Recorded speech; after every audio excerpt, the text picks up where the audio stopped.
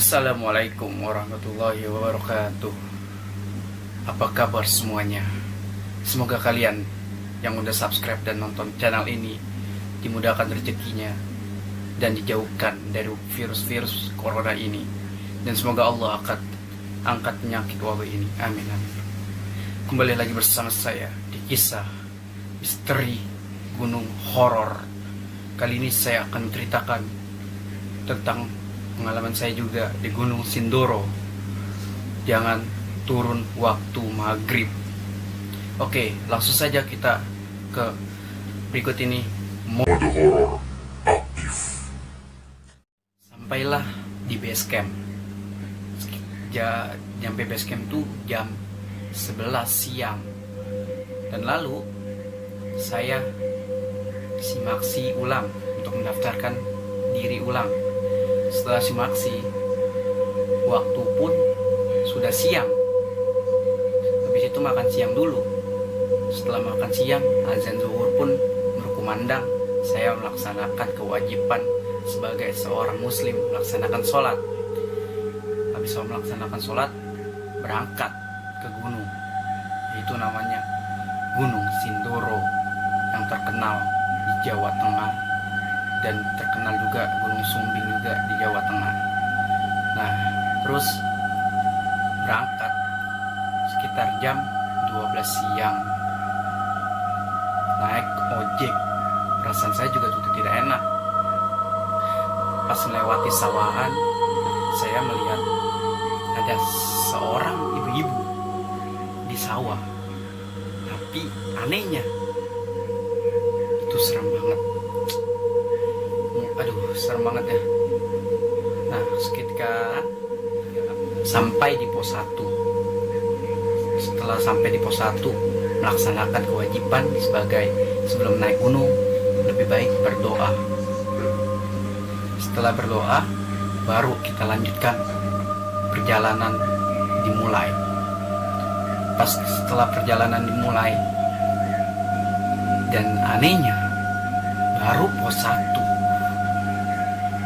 Pas mau nanjak, ada seorang perempuan duduk di atas pohon. Itu baru nanjak, apalagi turun. Saya bilang, tapi saya lanjutkan karena ini baru mulai. Perjalanan saya sudah mulai di sini. Kalau saya turun lagi, saya tidak berhasil menaiki Gunung Sindoro. Nah, terus akhirnya saya melanjutkan jalan ke arah pos 2. Setelah sekitar 1 jam telah sampai di pos 2.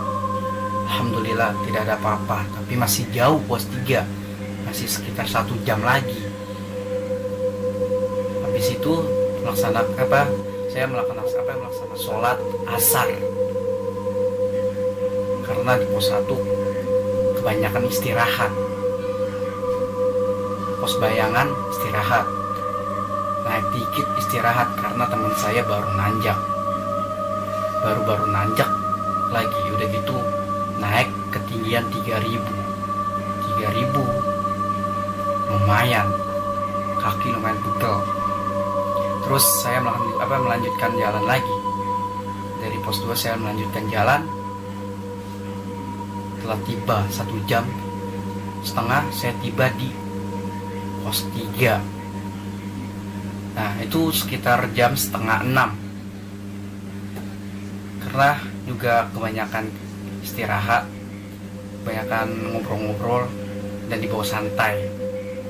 Akhirnya saya coba untuk naik lagi ke Sunrise Camp. Takutnya ada buat ngecamp. Tapi sayang sekali, Sunrise Camp penuh. Tidak ada lahan buat ngecamp. Akhirnya terpaksa saya ngecamp di pos 3. Dan yang teman-teman saya memasang tenda, dan saya memasak air dan memasak makanan buat persiapan makan dan persiapan minuman. Karena di pos 3 udah mulai dingin. Saya masak air panas. Setelah masak air panas, masaklah nasi dengan masak indomie. Setelah masak indomie, setelah pada makan, pada kecapean, akhir pun pada tertidur. Tapi tertidur 1 jam, udah malam, tiba-tiba angin pun kencang. Tenda pun hampir terbalik karena saya paling terpojok dekat hutan campnya. Dan anehnya, yang lain suara tenda pun tidak berapa, kalau kena angin tidak gresek gitu. Tapi yang paling seram di tenda saya doang. Kenapa harus di tenda saya? Saya bilang kepada pendaki yang lain, "Mas, berasa angin gede gak?" Kata pendaki yang lain, "Enggak mas, angin cuma lewat doang biasa, tapi nggak terkencang banget mas biasanya." Teman saya bilang, "Ini tenda hampir ambruk mas, angin pun kencang." Terus kata tenda sebelah, "Enggak mas, angin cuma lewat doang, cuman pelan, nggak terkencang banget. Biasanya kencang emang di pos 3, katanya kencang," kata pendaki yang lain. Tapi kenapa saya yang ngerasain doang? Apakah saya berbicara kasar? Ternyata teman saya pas di pos 1 ngomong bahasa kotor. Saya bilang, pantesan saja tenda saya yang diserang, karena teman saya berbicara bahasa yang tidak diinginkan di gunung. Akhirnya teman saya lapar dan saya pun juga lapar. Akhirnya saya memasak nugget. Setelah masak nugget, masak indomie juga. 2 kali makan indomie di gunung, bayangkan. Akhirnya saya masak nasi karena jangan terlalu banyak indomie di gunung, takut penyakit lambung pun kambuh. Nah, akhirnya saya masak nasi. Setelah masak nasi,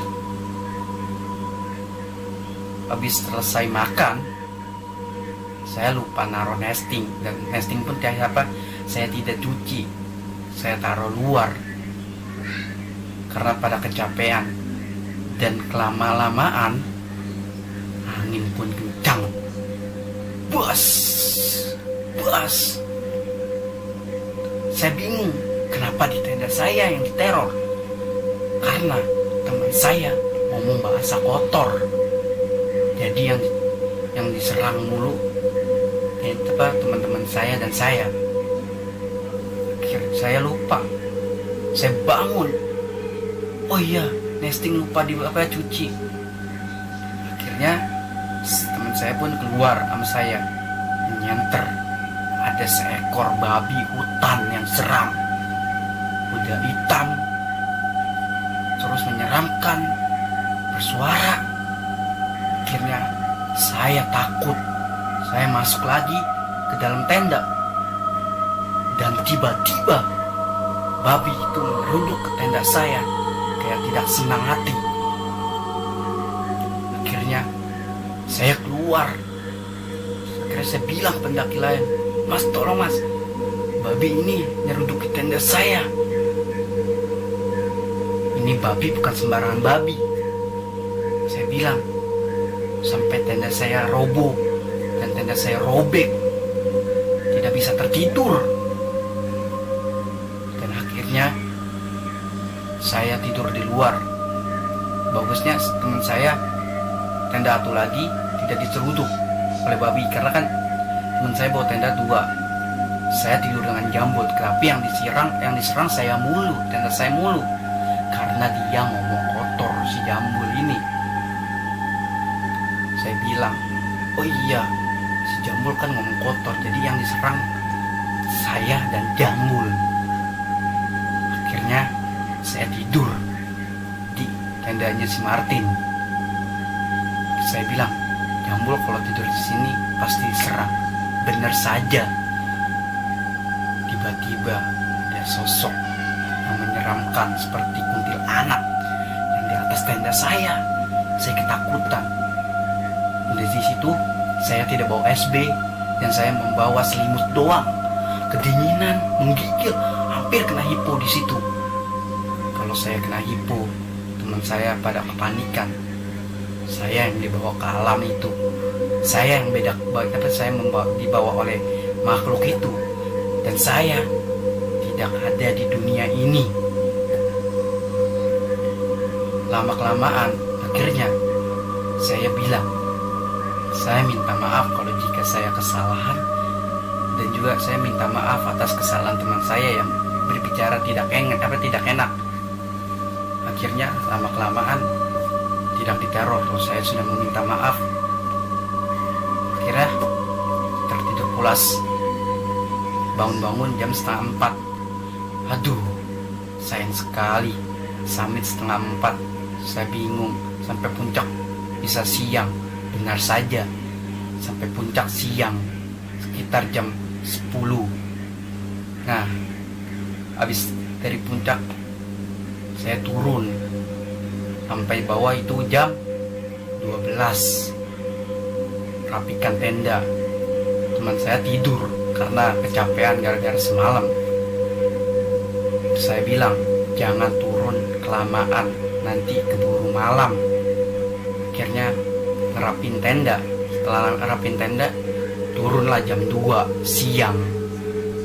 Sampai pos 2 jam 3. 1 jam. Turun 1 jam, naik 1 jam. Nah, akhirnya telah sampai di pos bayangan sekitar jam 4 sore. Saya bilang, jangan kelamaan ngobrol di pos bayangan. Saya bilang, karena takut ada kecelakaan yang tidak enak. Saya bilang, soalnya mendekati waktu maghrib. Saya bilang, jangan turun pada waktu maghrib karena cuacanya sudah berbeda. Akhirnya turun sampai jam 5, sampai pos 1. Akhirnya setelah sampai di pos 1 jam 5, istirahat di pos 1. Dia gitu saya tidak naik ojek. Sampai telah tiba di pos 1 5:30. Kebanyakan istirahat. 5:30. Akhirnya waktu maghrib pun berkumandang. Baru saya bilang, jangan turun pada waktu maghrib. Tiba-tiba ada rumah kosong bekas base camp. Pas saya center, itu kuntilanak mengikuti lagi. Yang dari pos 3 dia ngikuti sampai ke base camp bawah pos 1. Sama seperti Sumbing, saya bilang. Tapi yang menyeramkan lagi di Gunung Sindoro ini, setannya hampir tercelakai teman saya. Nah, habisnya terus saya lanjut jalan. Habis melihat itu, saya lanjut jalan. Ketika lanjut jalan, tiba-tiba sosok itu di depan mata saya. Dia langsung pus. Saya hampir terjatuh ke lahan warga. Itu sekitar dalamnya 4 meter. Kalau saya terjempur di sini, maka saya akan yang hilang. Tapi alhamdulillah saya selamat atas tujuannya dan saya tidak apa-apa. Tapi teman saya yang tercelaka, kakinya terpelintir. Lalu saya istirahat 6:30 di pemukiman rumah warga sawahnya. Masih jauh base camp, sekitar 3 jam. Saya bilang, lebih baik istirahatlah, ngejar bis gampang. Tapi teman saya malah berdebat untuk membawa sampah. Oh, persini. Akhirnya makhluk itu pun tidak senang karena keberisikan dengan teman saya. Tiba-tiba ada yang nyambit dari yang saya bilang dari rumah warga situ yang bekas base camp. Ada tisu tisu basah. Bekas teman saya membuang tisu basah, disambit lagi kena palanya. Saya bilang, jangan lempar sembarangan. Akhirnya ini tisu balik lagi. Di situ mulailah ketakutan. Akhirnya saya bilang baca bismillah dan baca al-fatihah, baca banyak istighfar. Akhirnya sampai di pemukiman warga, masing-masing di pemukiman warga tuh udah dilewati dari pos yang itu yang seram. Tapi anehnya lagi, saya melihat sosok pocong mulai begini, udah muka serem, retak. Lalu pocong itu ngotot ke arah saya. Saya pun di situ mulai tertakut, melihatin sambil berkata dia, jangan buang sampah sembarangan. Jangan buang sampah sembarangan. Saya kaget di situ. Baru kali ini saya melihat pocong berbicara sambil mengomong, berkata, jangan buang sampah sembarangan. Karena itu kesalahan teman saya. Kenapa teman saya buang sampah di gunung, walaupun tisu basah yang 1 lembar. Lalu saya bilang, maafkan teman saya, karena teman saya sudah mengotori alam ini. Terus pocong pun hilang. Dan tiba-tiba teman saya bernama Martin melihat kuntilanak di depan situ sambil melambai-lambai. Bayangkan, satu persatu dilihatkan. Mulailah ketakutan. Tapi anehnya kuntilanak itu melambai. Biar saya tertakut, tapi dia melambai. Akhirnya teman saya bilang, itu orang kok baju putih, rambut panjang, di tengah sawah ngelambai begini. Saya bilang, jangan dilambaikan kembali, karena kalau kita melambaikan kembali sama saja kita menyerahkan diri kepada dia, karena takutnya ada yang sesuatu yang dibawa berbeda alam sama dia. Lalu seketika kuntilanak pun hilang. Akhirnya saya lanjut turun. Waktu isya berkumandang. Alhamdulillah sudah waktu isya. Kenapa di waktu maghrib itu banyak cobaan?